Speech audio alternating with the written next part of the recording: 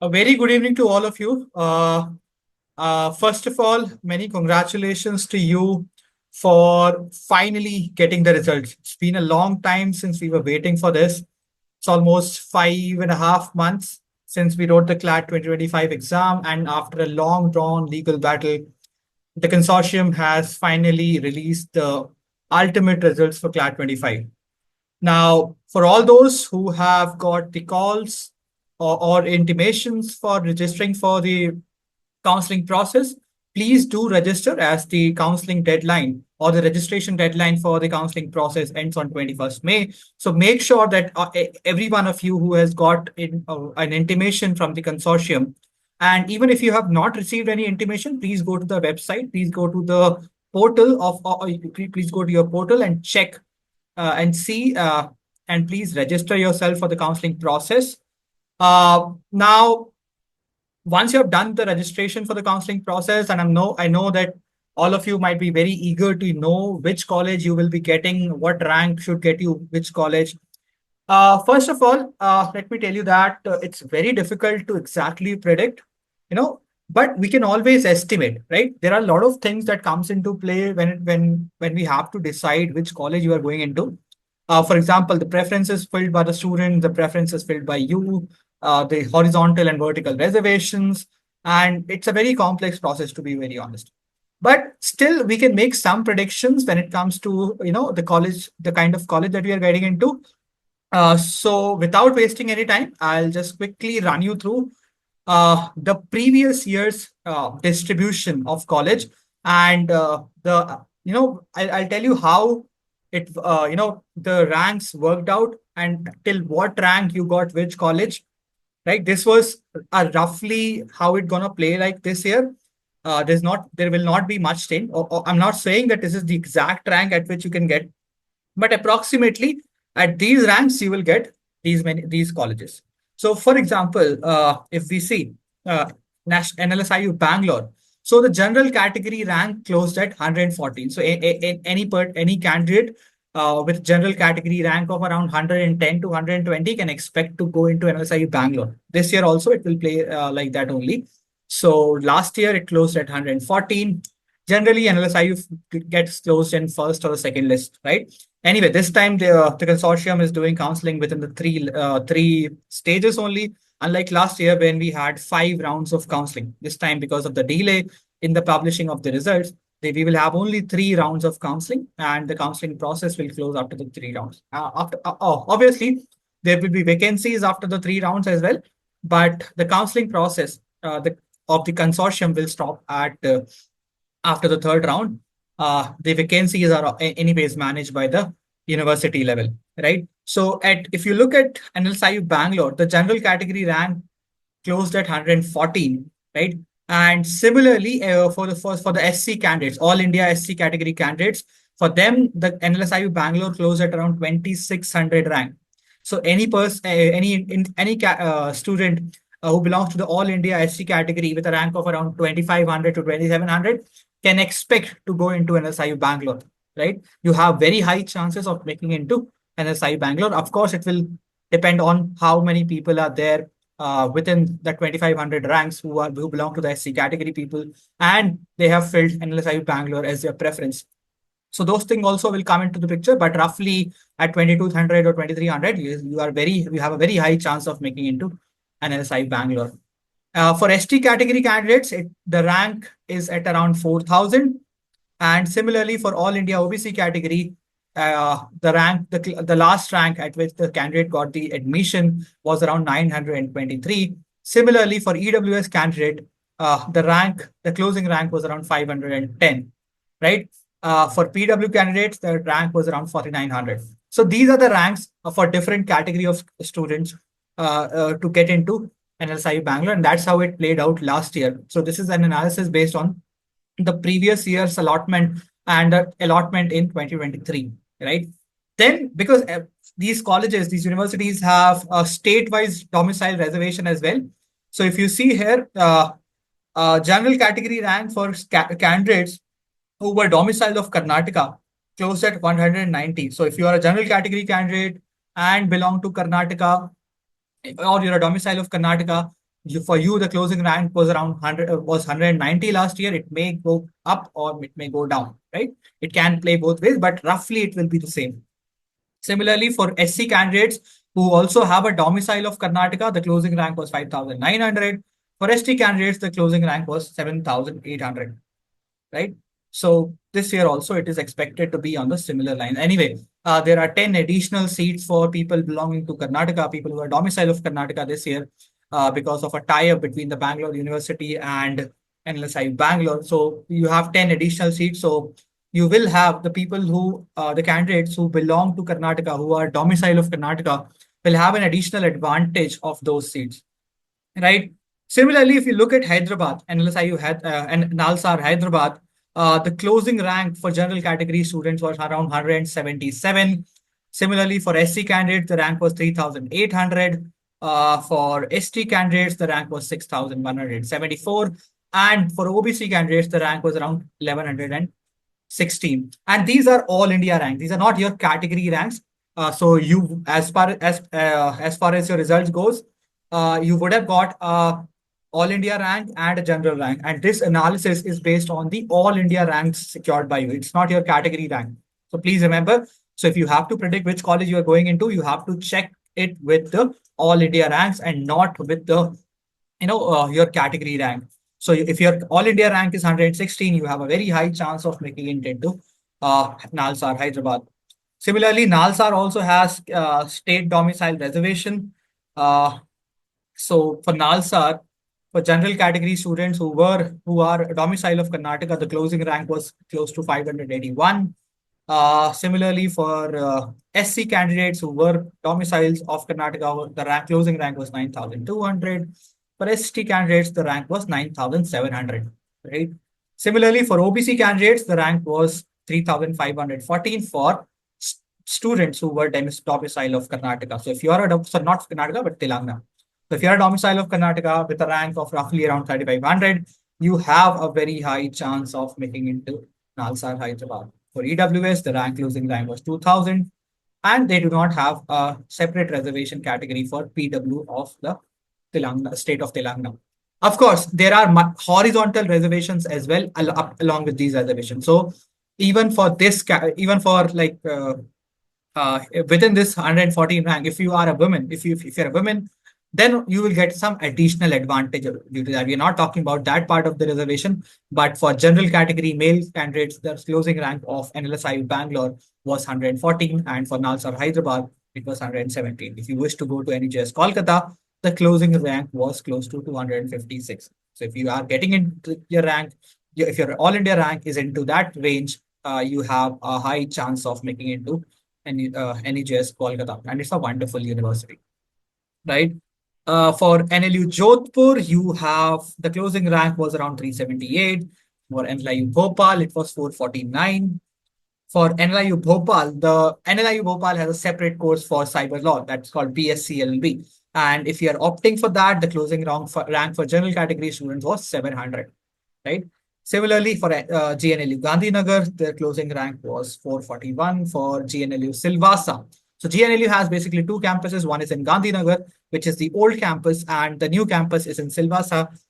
And the closing rank for general category students last year was roughly around 1,820. So if you are getting a rank in that range, you may get a chance. But I would say you should prefer colleges like NLU Mumbai or NLU Odisha, Lucknow, and Punjab over NLU Silvassa, because it's fairly new. And these colleges which I've listed out are the older NLU. So I prefer that I would suggest that you prefer these colleges over and above NLU Silvassa.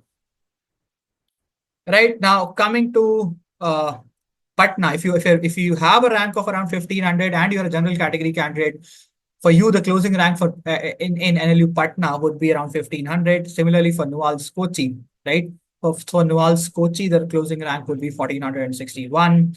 If you are aiming for NUSRL Ranchi, the closing rank would be 1,895. So if you're getting a rank, I think last year it went a bit low, but if you're getting a rank close to 1,700 or 1,600, then you would get an admission into NUSRL Ranchi.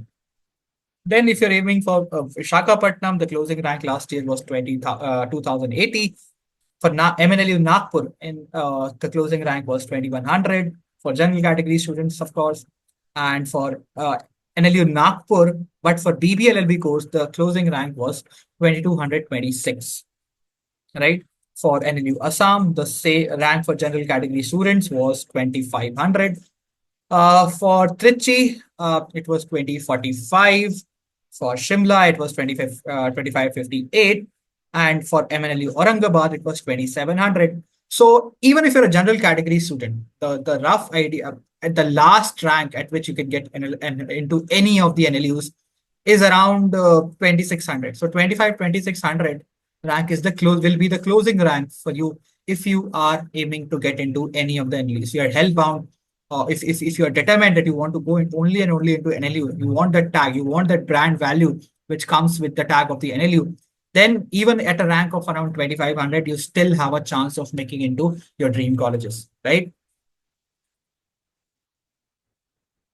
Now, if you similarly, if you're an OBC candidate, if you are an OBC candidate, you still have a chance even if you have a rank of around 4000. So if you have a rank of around 4000, you may get into GNLU Silvassa or maybe Dr. Bhimrao Ambedkar National Law University Sonipat, or maybe NLU Jabalpur. So even at around 4000 rank, or maybe NLU Trichapalli, sorry, at TNNLU Trichapalli, these are the colleges you would get at around 4000 rank. Also, if your rank is, under 2500 or maybe under 3000, you have a chance of making into Vishakhapatnam or maybe, HNLU Raipur, or even for no, these colleges, if you have a rank below 2000, you have a chance of making it, even have a chance of making into NLIU Bhopal, right? So please pay attention to what your rank is, and then you will get to know what colleges you stand a chance at.